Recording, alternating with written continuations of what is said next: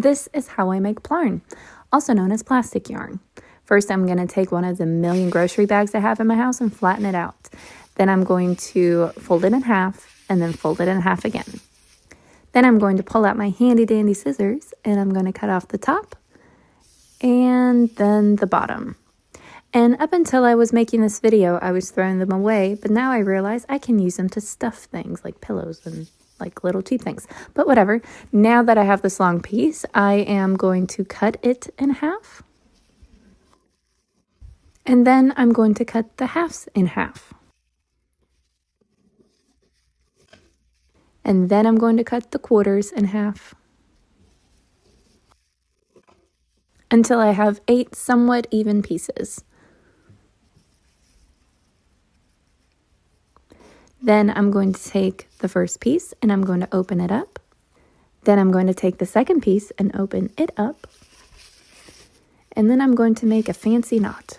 Not really, but I'm going to take the second piece and put it under the first and pull up a loop.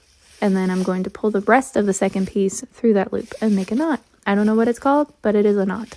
Then I'm going to take the third piece and do the same thing. Put the third piece under the second, pull up a loop, and then pull the rest of the third piece through the loop. But before I pull it tight, I'm going to go back to my first knot and then pull so that both sides are even. Then I'm going to repeat that all the way through until every single piece has been knotted together into one long strip.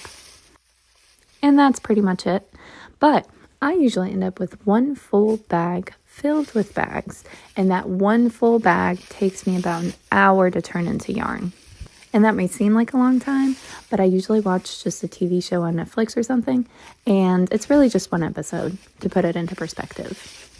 Now, if you want to know what to make with this yarn, you can use it to make plastic mats for the homeless. I think that's the most common one because it went viral on Facebook multiple times. And then I've also made baskets and mats and other bags, which in hindsight is kind of ironic that I would take a grocery bag to turn into plastic just to turn it into another bag. But whatever, it's cool. Now, if you want to know my favorite project, it is baskets because they're free. I can rinse them off if they get dirty, and I can use them outside without worrying about mildew. And since I live in the South, mildew is always a concern. And that's it. If you can think of anything else to make, please leave a comment and let me know.